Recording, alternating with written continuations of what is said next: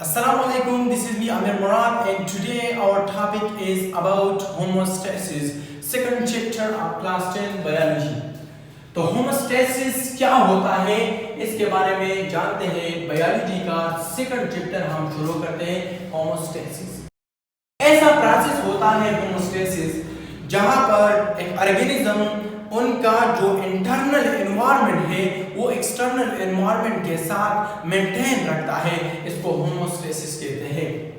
यानी हम लिख सकते हैं the ability of an organism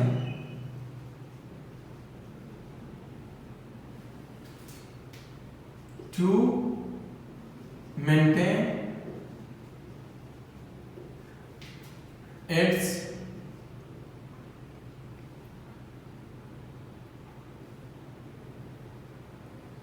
internal environment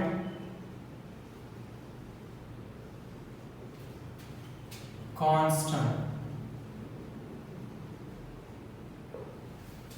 मतलब कि बाहर एनवायरनमेंट में जो भी चेंजेस आ रही हैं, जो भी तब्दीलियां आ रही होंगी, तो ये उनका ऑर्गेनिज्म का जो अंदर वाला एनवायरनमेंट है वो हमेशा कांस्टेंट रखेगा। जब आप देखिए, जब भी कोई मिसाल के तौर पर बाहर एनवायरनमेंट में टेम्परेचर ज्यादा हो गया तो ये ऑर्गेनिज्म उनका जो इंटरनल एनवायरनमेंट है, अंदर एनवायरनमेंट, वो इस टेम्परेचर को मेंटेन रखेगा। जो बाहर वाले एनवायरनमेंट के साथ है वो इसको मेंटेन रखेगा। तो होमोस्टेसिस के लिए कंपोनेंट क्या है? It has contain these component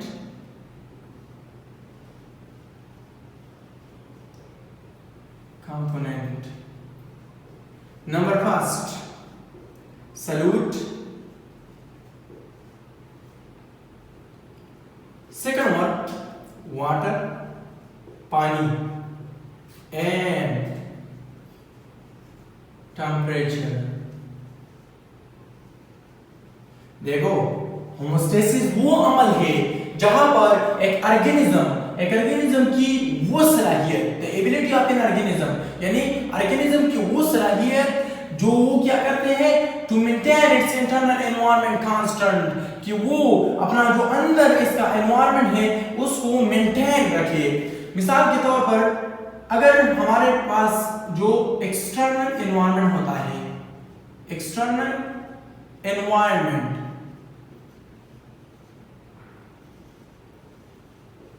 अगर इसमें एक्सटर्नल एनवायरनमेंट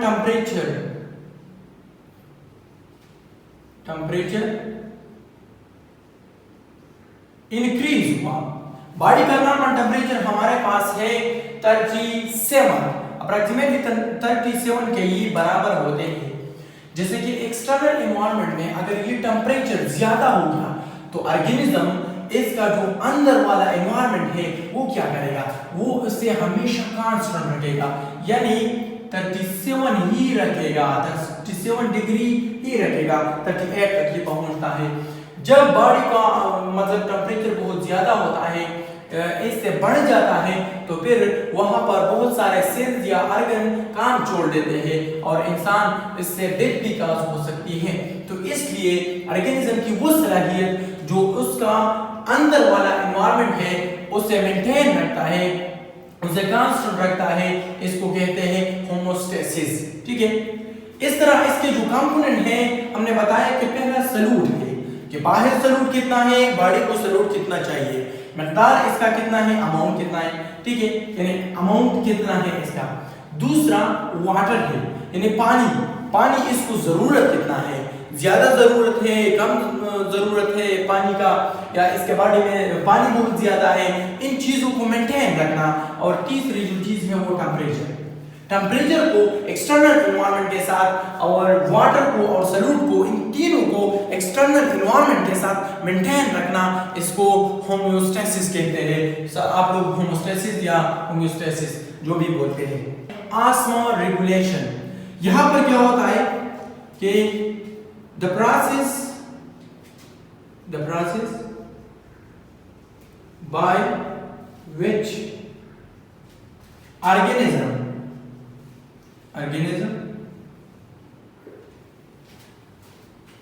maintain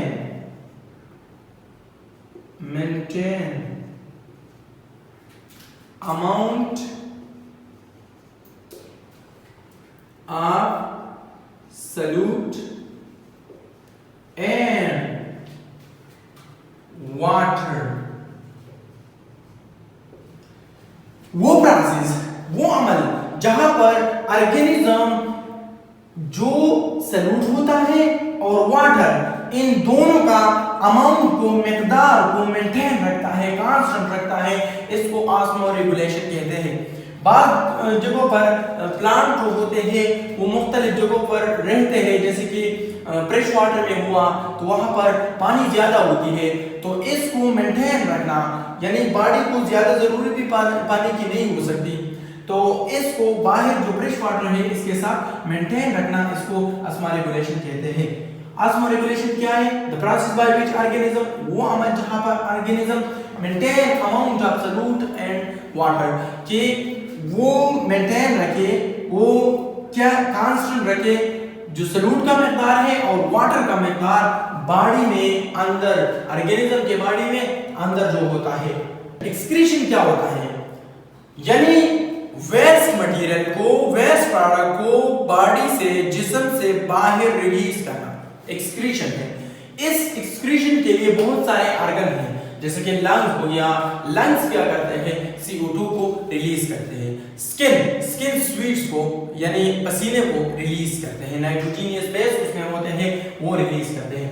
तीसरा जो चीज है वो है किडनी क्या करते हैं? किडनी वेस्ट प्रोडक्ट वो रिलीज करते हैं in the form of urine. तो एक्सक्रीशन क्या है?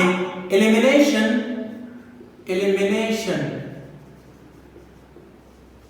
ऑफ harmful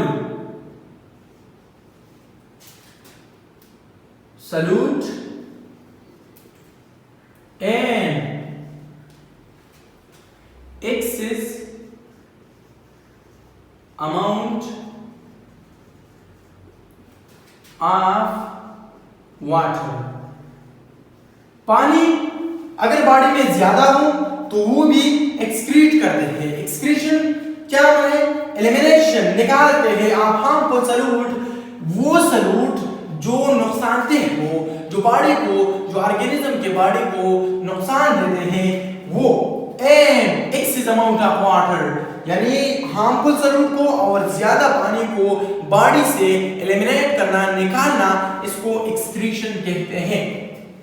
थर्मोरेगुलेशन क्या होता है? ये भी टर्म कहते हैं, टर्म हीट को, टेम्परेचर या हीट, और रेगुलेशन मेंटेन करना, ठीक है। तो ये क्या कहते हैं कि इट या the process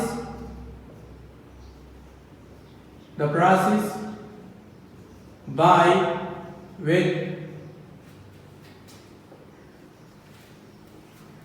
organism maintain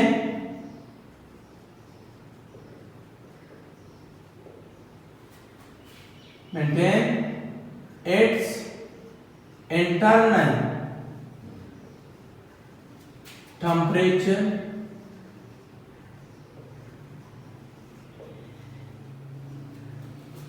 constant or near to constant।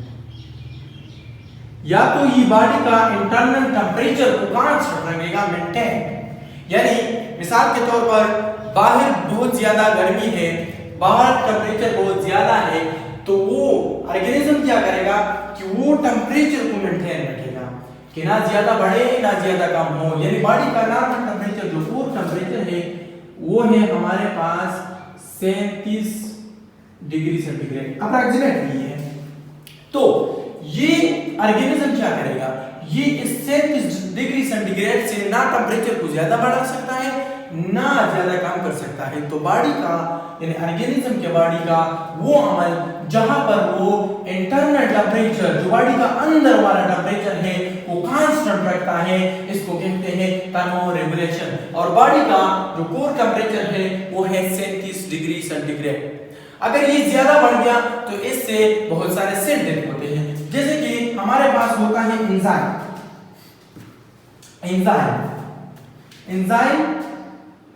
Enzyme का काम है, एंजाइम बायोलॉजिकल कैटलिस्ट है। क्या है? Biological catalyst. कैटलिस्ट क्या होते हैं? स्पीड अप रिएक्शन को स्पीड अप करता है, तेज बनाते हैं रिएक्शन को, ताकि रिएक्टेंट प्रोडक्ट में जल्दी फास्ट कन्वर्ट हो। तो ये एक बायोलॉजिकल कैटलिस्ट है।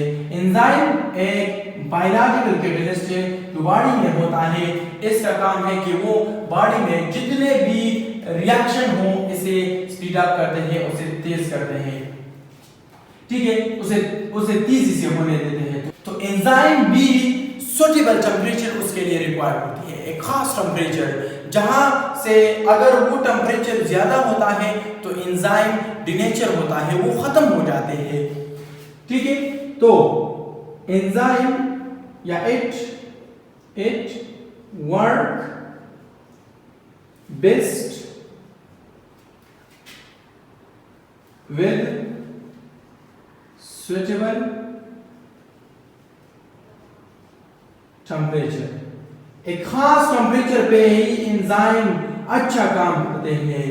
इस तरह जो बॉडी का टेंपरेचर होता है ऑर्गेनिज्म का, जो बॉडी टेंपरेचर होता है इंटरनल, वो एंजाइम के लिए बेस्ट होता है। अगर वो ज्यादा होता है तो फिर एंजाइम का शेप वगैरह बिगाड़ जाते हैं।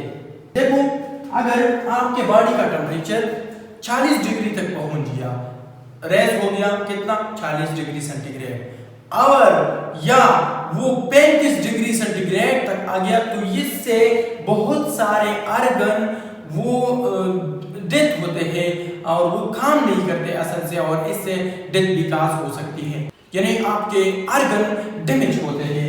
इफ हम लिख सकते हैं यहां पर, if your body temperature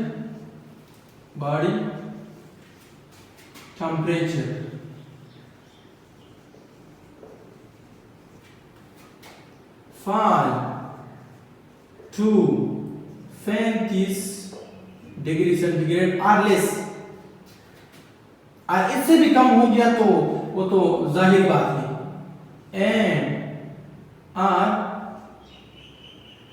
rise to 40 degree centigrade, it damage. तो ये क्या करेगा? डैमेज ऑर्गन को डैमेज करेगा, organ and our cause death. इससे डेथ भी काज हो सकती है, जाहिर बात है। अगर आपका हार्ट फेल हो गया तो डेथ तो काज होगा, या अगर आपका लंग फेल हो गया तो वो भी डेथ काज कर सकते हैं। इस तरह हमारा यहाँ पर जो मिसाल के तौर पर अगर आपको ज्यादा फीवर आ गया, आपका ज्यादा टेम्परेचर आपका बढ़ गया, तो एक लिमिट तक वो बढ़ता है, और इससे क्या होता है कि पैथोजन होता है उसे किल करते हैं ज्यादा टेम्परेचर की वजह से। फीवर में तो वहां पर ये भी होमोस्टेसिस हो गया, बॉडी को बाहर एनवायरनमेंट के साथ बनाते हैं, इसको होमोस्टेसिस कहते हैं, थर्मोरेगुलेशन कहते हैं और ऑस्मोरेगुलेशन कहते हैं। तो चलिए यहाँ पर हम खत्म करते हैं और नेक्स्ट लेक्चर में मिलते हैं। Thank you for watching me.